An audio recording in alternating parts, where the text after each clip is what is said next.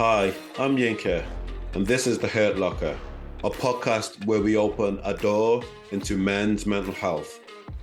Coming up, what's in your Hurt Locker? I'll probably say there's pressure to deliver. I feel a lot of pressure to deliver. How do you think parenthood has changed you? When was the last time you cried? Oh my goodness. You're listening to The Hurt Locker, the podcast that opens the door on men's mental health. And for tonight's guest, we have Michael Akadiri, aka the Comedy Doc. Michael, welcome. Thank you, Yinka, for the introduction. How you doing? I'm good. How are you? Yeah, it's been a little busy period, but thank you for sort of making the time to sit down and speak to me. It's much appreciated. You're more than welcome. Thank you for coming on The Hurt Locker. So how are things? Have you been working today, being the comedy doctor? I did more doctoring in comedy today. As I don't know if people know, but I don't know how well your audience know me, but I've recently had my second child. So my second born. Thank you so much, Yinka. So as of this recording, my second child is about 2 weeks old. So you can imagine my wife's on some maternity leave. So while she's on some maternity leave, I'm picking up a bit of the slack. So I'm picking up a few more shifts than I ideally would like to do, but it's got to be done. Bills got to be paid. House has got to be run. So a man's doing what he's got to do, Absolutely. For the benefit of our listeners, who is Michael Akadiri? Oh, yes. Who is he? He is a young man. Young is depending on the perspective of how old the person in question is, but a young man who is trying to chase a dream before it's too late and has to focus on his children's dreams. Okay. So tell me, which was your passion, comedy or becoming a doctor? To be honest, in truth, and this is probably doesn't answer your question, I think as a child growing up, I had two dream jobs and one sort of career that I fell into. So the first dream, I was like to try to be a professional footballer, but I soon realized when I was 15 and I wasn't with a professional team, I was never going to work. And then even when I was at uni at medical school, I thought, let me see if I can become a WWE wrestler. And I did some wrestling. I actually joined the wrestling club, but I didn't know it was Greco-style wrestling. So that's real Olympic-style wrestling. Yes. There's no ring announcers. There's no lights. So all of that fancy stuff, there's no Jerry Lawler. None of that. This is, you're in red, someone's in blue, and you're just trying to pin someone. Yeah, I lasted, I think one guy picked me up like we just got married, and I said, that is it for me. I feel not like that at all. He manhandled me. I don't think I was even carried that well as a baby. That was different. So that wrestling dream fell to the wayside. And then in truth, I was like, okay, I said I have to use my brains, and I relied on academia, and I used my like for science, my like for people. I meshed that together in medicine. Becoming a doctor was the natural sort of outcome. And then the comedy was just a hobby which has gotten out of control, to be fair with you, Yinka. It was never a plan. I know some comedians, it was their plan from young and they sort of worked out. I'll be frank, it wasn't something I even thought or even attempted a career in. Fortunately, it's very much an adult career. Well, I know it seems a bit obvious to say, but it's very much one of age and experience. So I started when I was 25, which is still relatively young, but I don't feel like I missed out too much compared to starting when I was 18, for example. Because I think comedians, to be interesting, have to live a bit of life experience. And you can only live life and then use that experience on stage, I think. But that's not to say there are fantastic comedians who have started a lot younger than 25, namely someone like Dave Chappelle, who's famously started at 14. So I started at 25 after my first year as a doctor, and it was more a curiosity, really. So a few friends by that time, uni for a few years, people said, "Oh, Michael, you're funny. You got a few jokes. You got a bit of banter." And I knew myself, I'd enjoy making people laugh more out of if we're in a group setting and someone said something, I'd enjoy throwing a one-liner off what someone's just said. And if people laugh, I'll feel good. But I knew that about myself. But I didn't know that could be a career or you could sustain a living. So the curiosity got the better of me, and I signed myself up for an open mic night in Greenwich, South London, close to where my parents live. And I invited a few friends down, like you do. I was like, "Oh, come, I'm going to try this comedy thing, just come through." But when I got there, the MC announced that it was a gong show. I don't know if you're au fait with gong shows or Yinka. No, tell me more. So these are shows where the audience essentially have the power. So in this case, 3 audience members were given cards. And the idea is that if they don't like what you're saying, they're not feeling you, they put their cards up. And if all three cards go up, you get booted off the stage. Okay. Okay. It's brutal. And the MC, they encourage the audience to be brutal. They're out for blood. They want to see someone crumble on stage. That's the idea. I know this is a mental health podcast, but those shows don't go if you aren't sure about your mental health, because you will have a breakdown live on stage. So I lasted about 3.5 minutes on stage, and I thought that was pretty decent for first ever go on stage, first ever time performing stand up. And I think there and then on that stage, I caught the comedy bug, and it's like I call them comedy highs. When a comedian gets a big laugh, you get a small high, small hit of dopamine. Yes. And I think I'm just chasing those highs every time. That has led me to every opportunity I've had so far in my career today, and obviously leads me to talking to you here, Yinka. Okay. Thank you for sharing. How did your parents take to you having studied for 5 years to become a doctor? You said, "I'm going to try my hand at comedy." You want it? They weren't. Yeah, like my parents are Nigerian, so I know they are. And yeah, no Nigerian parents, obviously the archetypal stereotype quite strict. But to be fair to them, because I had my degree, they were like, as long as you don't throw away your degree, you like do what you want, so to speak. They were kind of like, "You've got your degree, no one's gonna take that away from you. So you'll always be a doctor as long as you don't do anything crazy, then sort of go for it, so to speak." So they were quite like supportive as long as because I had the degree. I'm sure if I came to them 2 years into medical school and said to them, "Hey, by the way, I'm doing this comedy thing and I think I may drop out," that would have been like a no way, no go, not happening, no chance. So I think they were kind of like, well, if all else fails, you're still a doctor. So I think them having that cushion kind of gave them the freedom to be like, "Oh, you know what, go off, see what happens. See what happens." So how many siblings have you got, if you don't mind me asking? I'm one of 4 and I'm third. You're third. So does that mean that there was a little bit of leeway for you compared to the firstborn? Well, that's my eldest. He was very good academically. He got a first class honors in, I think it was broadcast journalism, if I recall correctly. So he was so obviously he set a very, very high bar, which is good. And I maybe subconsciously that just a bit of pressure to the rest of us in a way, because if all else failed, then they've got a child that had a first class. I don't know. It depends how you want to spin it. You can spin it that way, or you can spin it as he set a high bar that we all had to try meet.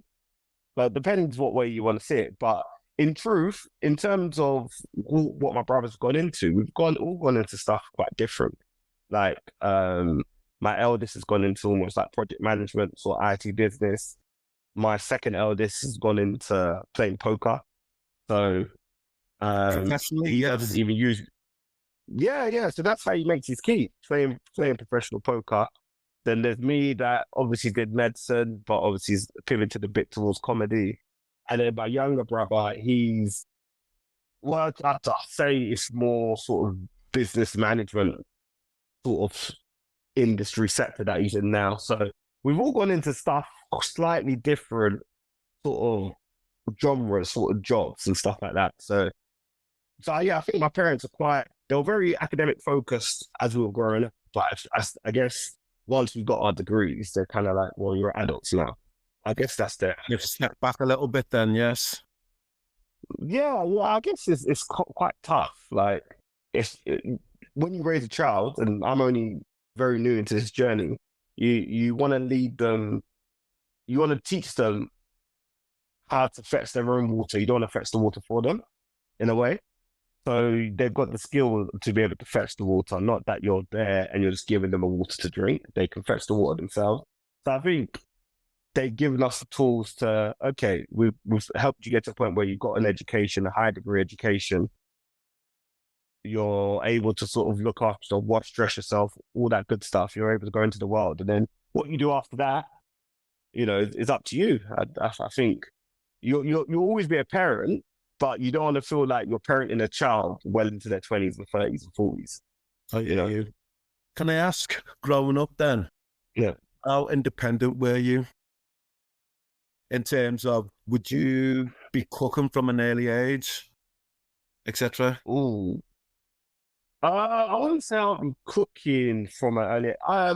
So for example, if I came home from school, and let's say this is early secondary school, and there wasn't anything in the fridge or on the stove to eat, then I wouldn't be amiss, or I wouldn't mind going to the freezer and like fry some chips and a chicken burger or whatever, and just frying it and having that to eat, for example. So I wouldn't mind doing that. So, but I wouldn't make anything extravagant. That would be probably No jollof rice or anything. Well, no, I won't be whipping that up at 11. Yeah, Yinka, that's ambitious. probably not even edible. I didn't get into the jollof rice. And, nah, I didn't. None of that fancy stuff. You talking all the fancy food, Yinka. That's all the fancy stuff. I didn't get into none of the fancy stuff until I started making stuff like that, like jollof rice, fried rice at uni. But I never made it at home. It wasn't something. It depends who you ask. I would argue I was never taught. My mum will say I never showed an interest. So, but to be fair, when I was going off to uni, I did ask my mum, okay, I do actually want to know how to make jollof rice or fried rice, but that's probably what I eat more often. And she gave me her recipe. So obviously I followed her recipe, not sure it was as good as hers, but at least it's never going to be as good as your mum's. Oh, never. You can't buy that experience. No, you can't buy that experience. So yeah. So I used her recipe to try and replicate, but I'd always make sure when I went home I grabbed a few boxes to take with me. Tell me then, Nigerian heritage. Were you born in London? Yeah. Or you born in? No. All my brothers and I were born in London. So my parents came over. I don't know how soon before my first brother was born, but yeah, all of us were born and bred in London. So I don't know if that makes us first or second gen immigrants. I always get confused. I guess my parents were the first gen to come over, and we were the second gen, but we were born here. I think that's how it works out. Who knows? And have you visited Nigeria often? Not as often as I would like, or I'm proud of, to be fair. The last time I went was 2017, which is now 8 years ago, which is shocking to say out loud. So yeah, now 8 years ago. I should have gone more often before I had kids. Now, if making an excuse to go by myself, I now have a family to sort of consider. I can't just go by myself. So okay. Yeah. I wish I could go more often. I wish. It's just one of those sad things I've not made priority enough, to be fair. Being part of the Nigerian diaspora, you class yourself as British, Nigerian, British, Nigerian? I'll probably say British Nigerian, because when I was in Nigeria, obviously that was 2017. So that's the 2017, and the time before that was 2000. So I vaguely remember the time in 2000. I was only about 8. So I was quite young. But I more vividly remember the more recent time in 2017. And obviously going on that trip, of course, I'm black. Other Nigerians are black. But there was definitely oh, you're British, or you're not local to here when I was out in Lagos. And obviously because of the clothes I'm wearing, my demeanor, The way you my walk, mouth, etc., the etc., way etc. I walk, everything about how I carry myself is a different swag to Yes, someone that's born and bred in Lagos. So I'm gonna stand out. So I can stand there and be like, I'm Nigerian, and yes, you cut me open, you do a DNA test on me.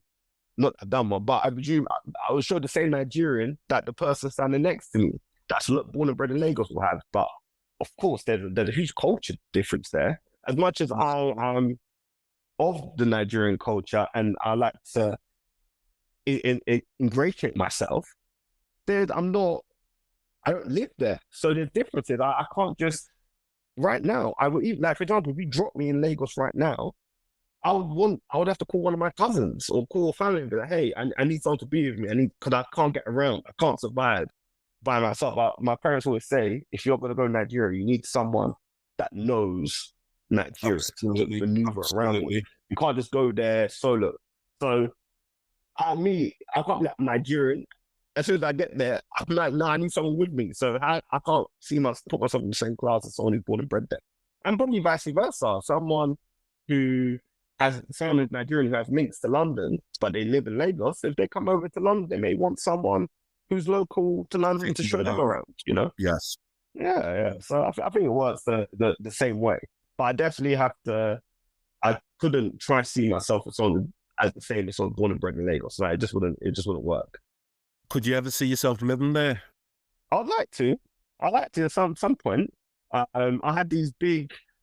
They've all totally gone away, but I had these like lovely sort of plans to hopefully set up some sort of medical facility out there one day. Okay. That would be nice. That's a longer term goal. I've not put any work towards that, but that is on my sort of mental mind map.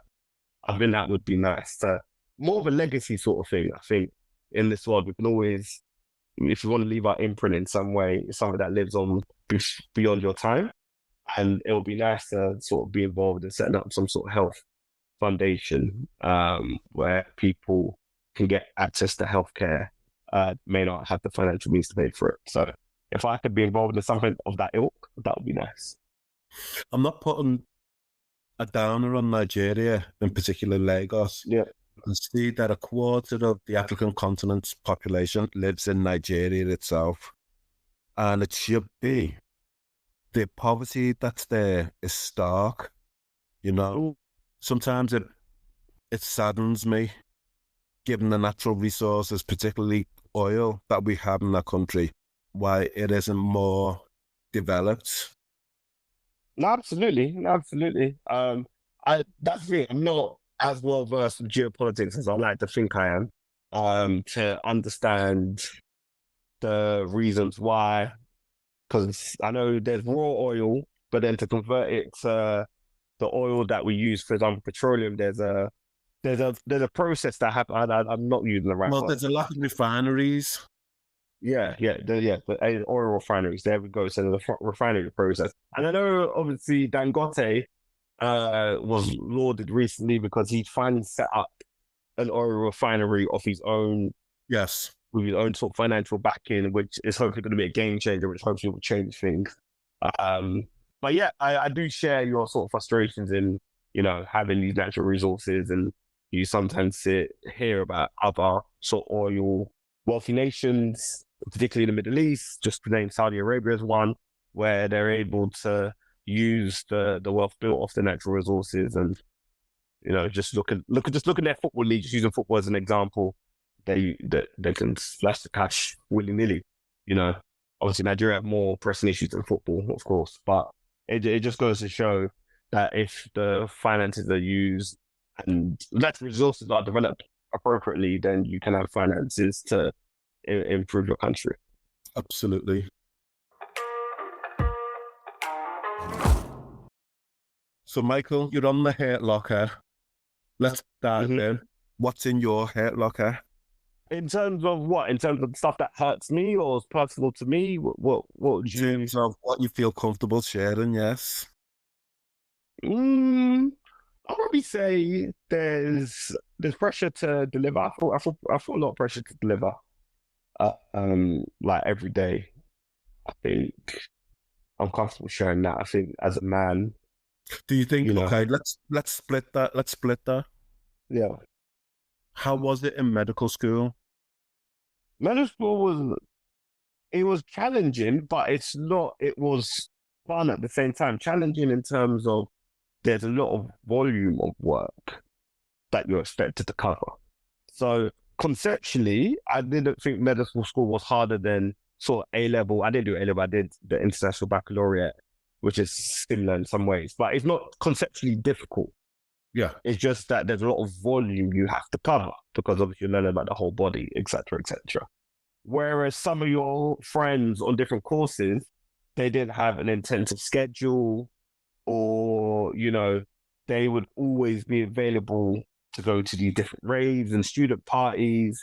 You always wanted to feel involved, but you knew, yeah, you want to go out this Tuesday night, but Wednesday you need to be back in lectures at 9. So which one is it? What's going to give?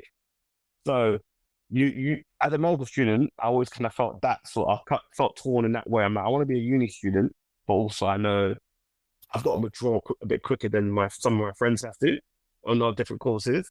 You always had to start acting like a doctor as soon as you got there, if that sort of makes sense. Like how you carried yourself and how you had to be responsible and make certain decisions. And you couldn't just be a student, as some people on other courses had the fortune of being. So, but that side, it was fun and fine because I just had to worry about myself.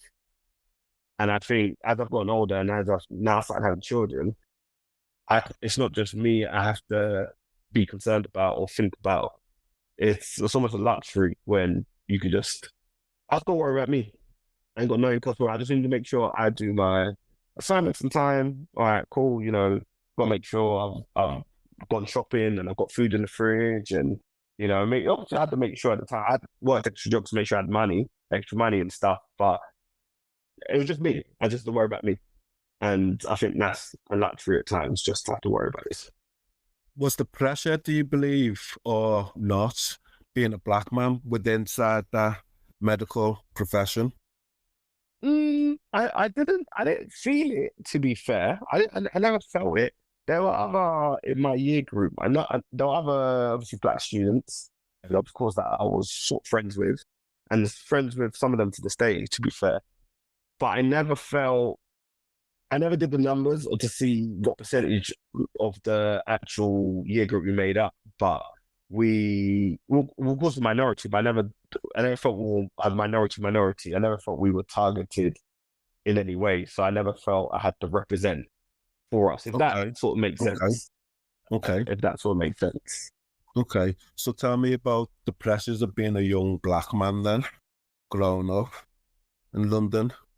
In London, yeah, so pre-uni, I guess the main thing is just like staying out of trouble. I think that's the main thing because as you sort of get older, now I'm talking teenage years now, and you want to do adult stuff, but you're not an adult. I think that's the teenage mentality. You want to do adult stuff, you're not an adult. You want to go to the party, you want to find girls and stuff like that, but you don't have a home, you don't have a house. Everyone's trying to like find out their parents' schedules to see when someone could go to someone's house. It's all just ridiculous childish stuff. All of that. But because you think you're a big boy, you think you're a big girl, but you're not. You're finding out what time your mum's coming home. What big boy does that? You're a child. You're a child. Oh, what serious adult has to check when someone else is coming home if they want to do something, So yeah, but I think fortunately, I wasn't attracted by any of the foolishness that people can get themselves caught up in. I just never attracted. It was never attractive to me.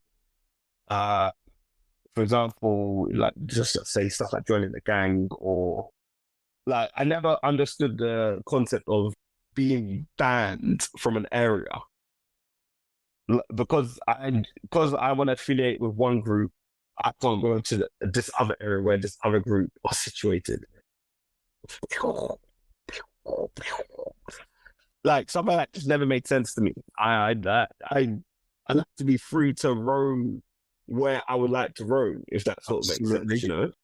What would you put that down to? Your parents?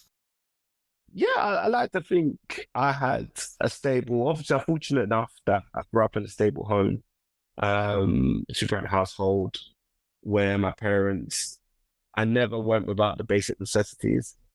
If I wanted to go on any school trip, my parents would provide, and I never would know how they would do it, but they would ensure that I had the means to go on a school trip. So I never went without. So there was nothing on the outside that was attractive to me that I couldn't get home. Don't get me wrong, we weren't wealthy by any stretch. It's not as if I was going into school with the latest Mac trainers or the latest tracksuit, but I was content with what my parents were providing me. And I don't know if that is something that they taught me to be content with. And to be honest, my mother always say, if I didn't get it for you, you don't own it, you don't sort of deserve it. She'll always kind of instill that sort of fear into me. Like, if we've not bought it for you, it's not yours. If it's not bought it for you, it's not yours. If it's not bought it for you, it's not yours, so to speak.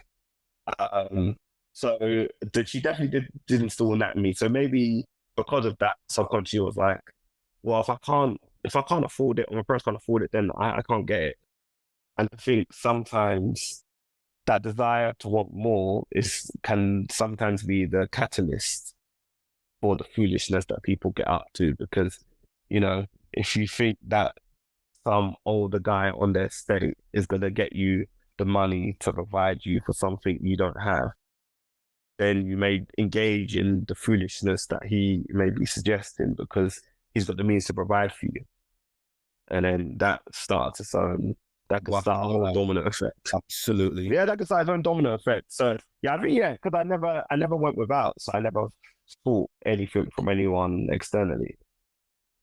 I'm just curious now, in terms of the Hurt Locker, in terms of mental health, in terms of black men, you know, you appear to be quite open, although I have observed you folding your arms like that, so that's always a little smile for me.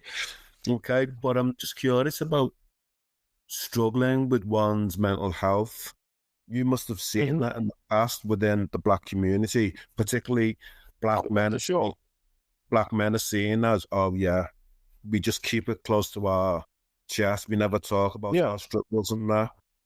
Does that, as a doctor, trouble you somewhat, given the fact that we've got the high propensity of black and brown men, the global majority, as it were, are more likely to be sectioned, you know, are more likely to accept support, but only at crisis and not beforehand? Yeah. I remember vividly. I was in my first year working as a doctor. One of my roles the job I was on is called liaison psychiatry. So that basically means that in the acute hospital, so standard hospital that you may be used to, any patient that either comes into A&E, acutely distressed, or they're already an inpatient and the team looking after them have any psychiatric concerns with them, they call us. So I remember getting called with one of my sort of nurse colleagues to go review a patient that was in the, for lack of a better term, it's typically called the psych room in A&E. The patient where they would sort of place the people who are acutely mentally distressed in A&E. The patient was acutely very distressed, young, obviously he's a black male. And this is gonna sound like bonkers, for lack of a better term. This is gonna sound weird. It doesn't make sense. But I thought, me being a young black man, even though he was acutely distressed, I thought if I like looked at him and gave him the nod, it would like reconfigure him. I know it doesn't make any sense, but I thought if he saw me, he would be like, someone here's got your back, you're good. Yes. No, I understand. I understand. Even though he was acutely in the middle of a psychotic episode, like he was really unwell. He had sort of cut himself briefly with a little bit of glass and was using his blood to like underline pages in the Bible. So very acutely distressed. Yes. And I somehow thought in that state, if I just gave him like the black man nod, he would sort of like, oh, what's going on, bro? I don't know. I don't know where that came from. Clearly, I deluded myself for a moment. And we tried to sort of give him some medication to sort of settle him down acutely, and we weren't able to. And just because of his presentation, that gentleman in question ended up getting sectioned and obviously moved to a mental health facility. And it's not nice. I didn't feel like I felt, but if someone needs to be sectioned for their safety, they need to be sectioned. There's no, regardless of their background. But I guess it's because you always want to go for the least restrictive option, which would be a voluntary admission, i.e., the person has enough insight to say, okay, I'm unwell, and I'm agreeing to go to get inpatient psychiatric help, rather than the law basically saying you are unwell and you don't recognize you are unwell, so we're taking you. I'd rather the former rather than the latter. And it's just disappointing that obviously with how unwell he was, it was the latter in his case. And I felt like, I could intervene, but there's nothing, obviously, I've replayed it hundreds of times in my head. There's nothing that any of us could do. By that point, he presented to Amy, he was too unwell. So, yeah, that's just an insight where I've come into contact with, obviously, a young black person, obviously, when they're in crisis. And there's a multitude of reasons why he probably presented that late. There's, if you come from, I don't know his story that well, but obviously if you're from the typical story for anyone, a young male in a psychotic episode is sort of don't really have strong family attachment. They maybe suffered some sort of family abandonment. There could be financial stresses.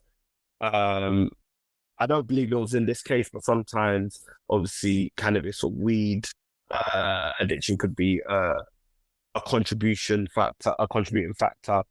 So, he's fit a few of the risk factors there for someone to have their first sort of psychotic sort of episode. So, they obviously by the time they present in crisis to A&Es, kind of feel like they need like acute inpatient crisis management, but it's still sad to see regardless.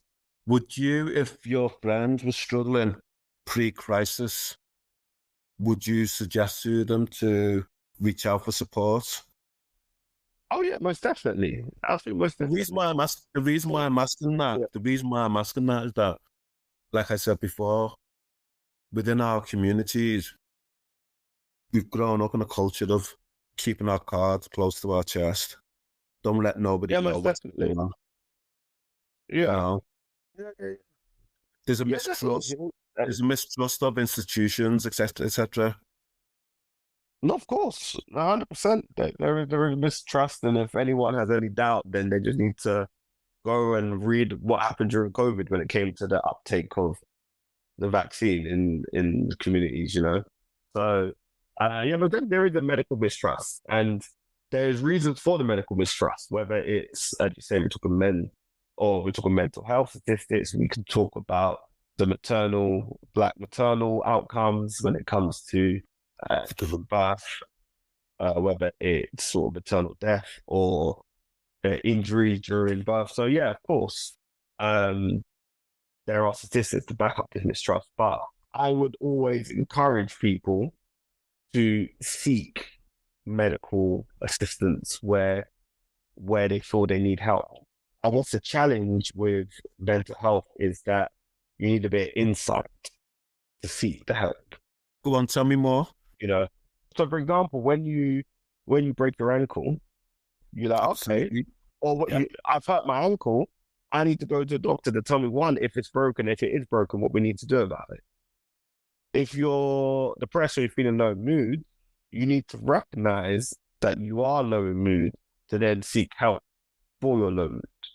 Because obviously, because depression is not a physical sort of symptom, there are physical manifestations of it, i.e., someone that is has reduced sort of interest. We've got anhedonia and stuff like that. So stuff they usually like, they don't show a liking to.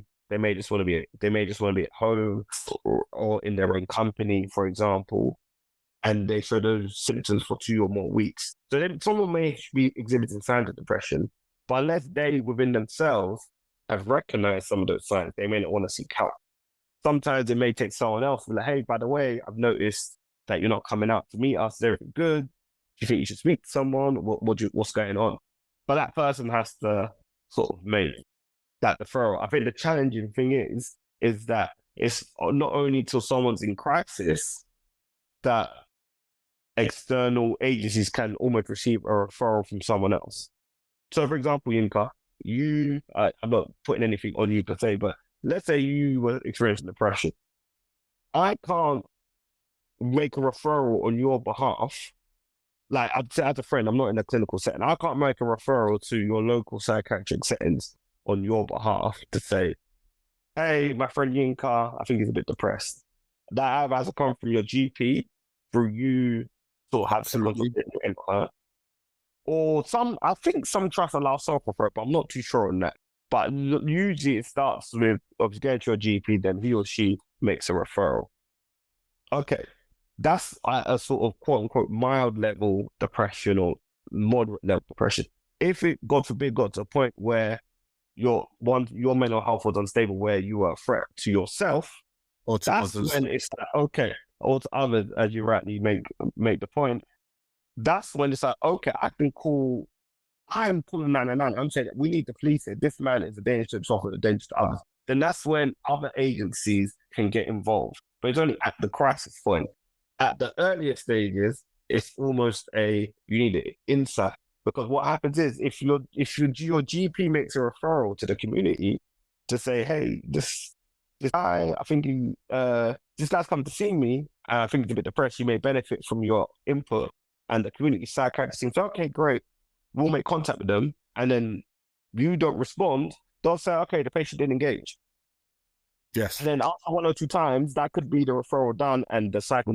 Yeah, absolutely. Absolutely. So that's where it's difficult because you need that insight and you can't force the issue. There needs to be an insight. There needs to be a willingness to engage. That willingness to engage comes from within. It's only when it's that crisis point where it's like, we don't care if you don't engage or not.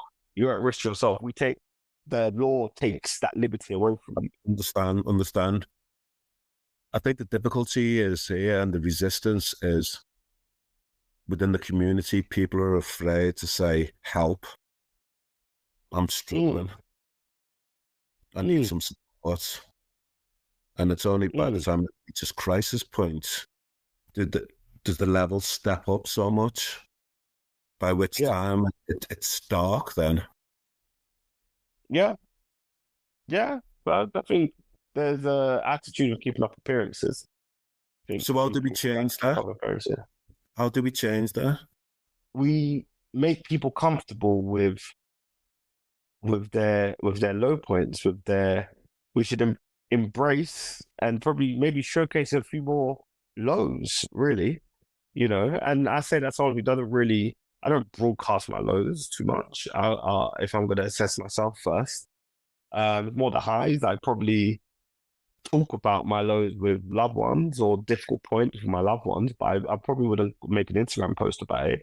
But maybe that's where stuff like that starts, if we all became more comfortable and it became more commonplace that you shared your sort of low points, then more people would be comfortable hopefully speaking out about it. Because that's how, the more you normalize something, the more easier people become to discuss it. And I guess social media, I'm just using social media because I think social media is usually a great tool for initiating such sort of conversations. Can I ask, Michael, have you ever lost anybody to suicide? No, fortunately not to suicide, no. But you've known of people who've died by suicide? I've heard celeb stories. about sort of suicide. I don't know anyone no, I don't know anyone personally. I'll be frank. I don't know anyone personally, but I know celeb stories for sure. I'm trying to think if I know of any friends, but not off the top of my head. When we stop recording, it'll come to you.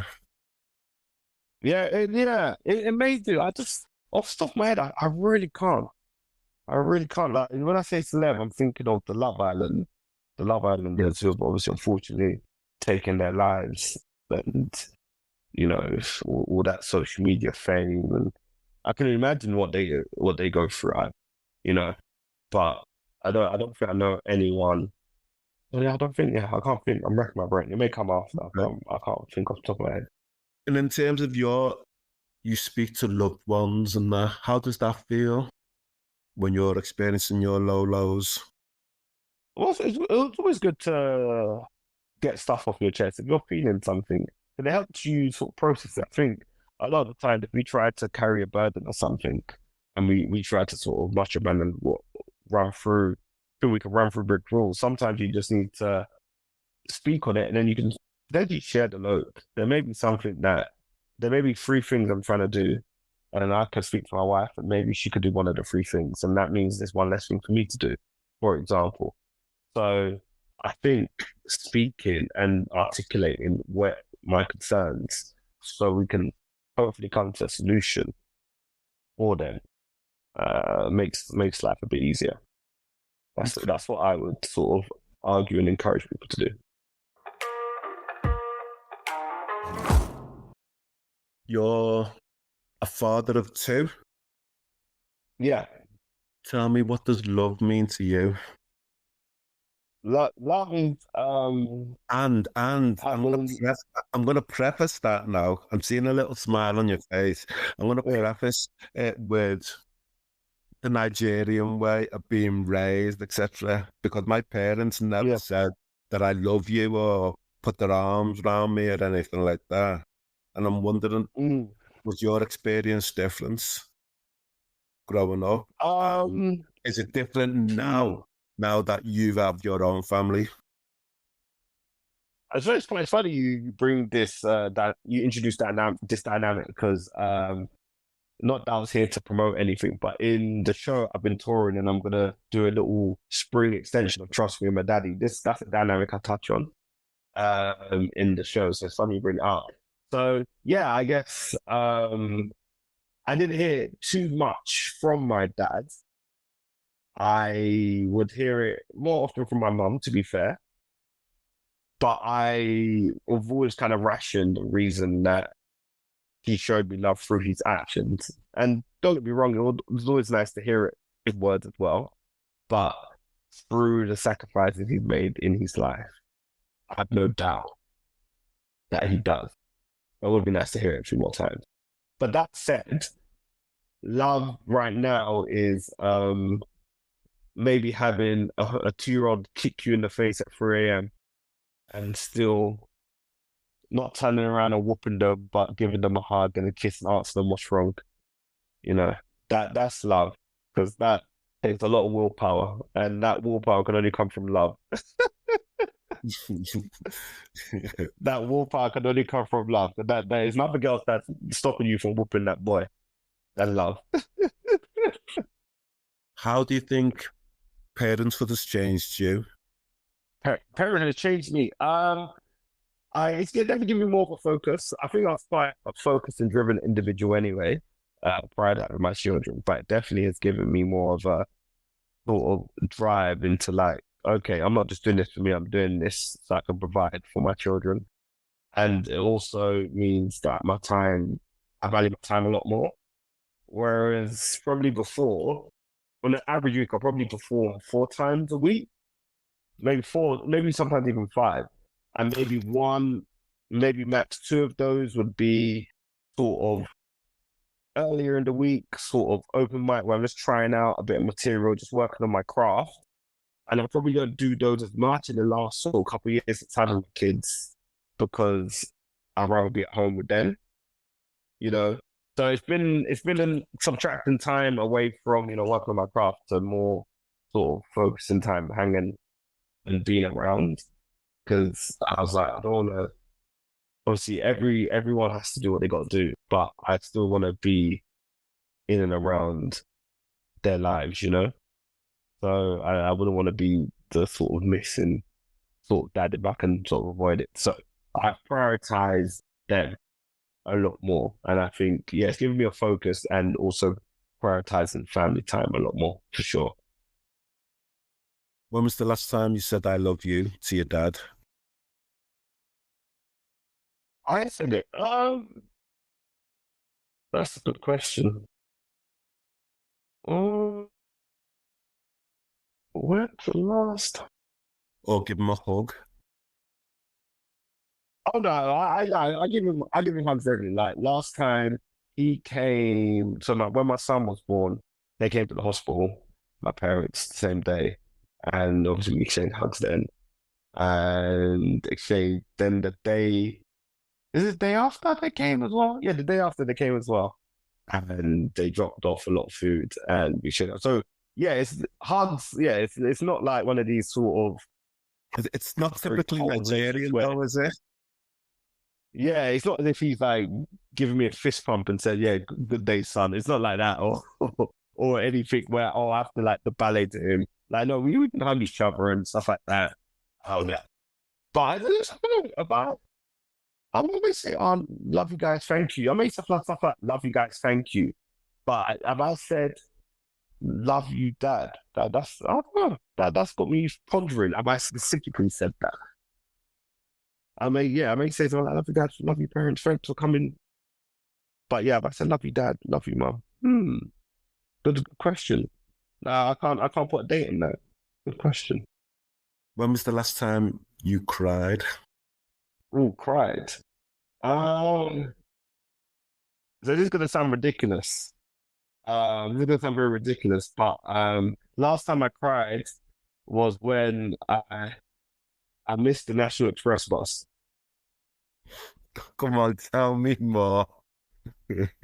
Uh, oh my goodness. I dropped to my streets in Wandsworth, South London, and I was crying. I could not believe it. So it was a few months after my first son was born. Uh, and we were staying with my in-laws down in Portsmouth because we were renovating our place at the time.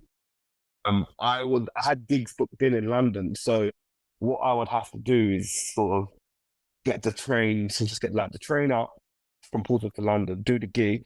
And then because the coaches run a bit late, I could get a coach back. And I think I'd done this gig in London. It finished a bit early. And I was like, I'm going to catch the last National Express coach back down to Portsmouth. And it's in Wandsworth. And it's not, because normally it goes Victoria, that's coach hub. And then I think there's a stop in Wandsworth. And then beyond that, there's no further stops in London. So I was like, okay, the gig's in Kingston. I'll just go to Wandsworth. I was there like 45 minutes before the coach was meant to come. So I was there in good time. It wasn't even one of those things. But what I did like a tillock was I was so used to getting the coach from Portsmouth to London that I was standing at the bus stop which goes towards Victoria and not the stop goes towards Portsmouth. So I saw a coach drop off. I saw a National Express coach come to the stop. I'm like, okay, this ain't my time yet. Cool, it went on. Cool, say nothing. So I'm at the bus stop. A National Express coach stopped here. And it's only when it got closer to the time, I was like, what? Is this the right way? And I started like getting scared. This is not the right. Oh my God, it can't be this one. It can't be this one. So I run around the corner and I go, oh, I must look scary. Because I go to the random got bus stop. It's like 11, quarter past 11 and I'm like, have you seen National Rapper? Have you seen National Rapper? I said, I don't know. And I checked the coach tracker and it saw it like left 2 minutes ago. I just fell to my knees and cried. I was like, that's the last coach going tonight. I can't catch another one. And Wandsworth, compared to my parents' house in Woolwich, is like 75 minutes minimum. So I have to now do a 75-minute journey back home to my parents' house, all because I stood at the wrong bus stop. Oh, And it was just beyond frustration. And it was like, do you know what you feel like? Because the typical stuff they say, be there on time, make sure that I was like, I'm there in good time. It's just I was stand at the right place, and I thought I was. That was the problem was I thought I was in the right place, but I wasn't. It was just my head loss, and there was nothing I could do. I think that was it's almost like the frustration, thinking I've done everything right. I just wanted to get home to my wife and my son, and now I've got to wait till the following morning, following afternoon, because the first train gets to the port at midday. I was like, anyway, it was just frustration. It was pure frustration. And I cried. I was in water crying. So there's probably a young girl who's seen a grown man just fall to his knees and cry at a bus stop.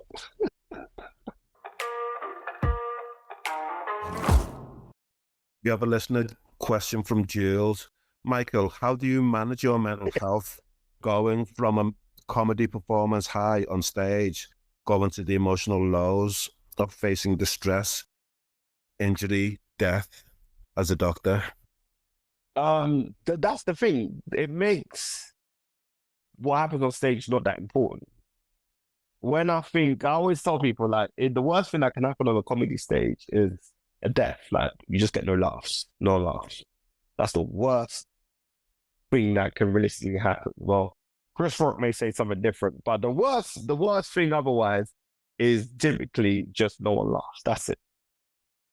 Whereas the worst thing that can happen at my day job is that, someone dies, a real death, that someone loses a loved one.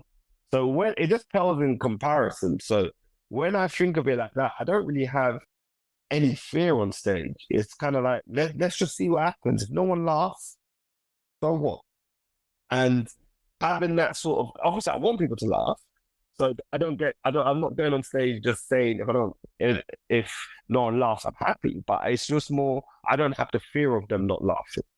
Yes. So that gives me the freedom to express myself and really just have a good time, which tends to mean that people enjoy it more because I'm free. I think the best thing you want from a comedian is that they're free on stage. Absolutely. I feel free because I'm like.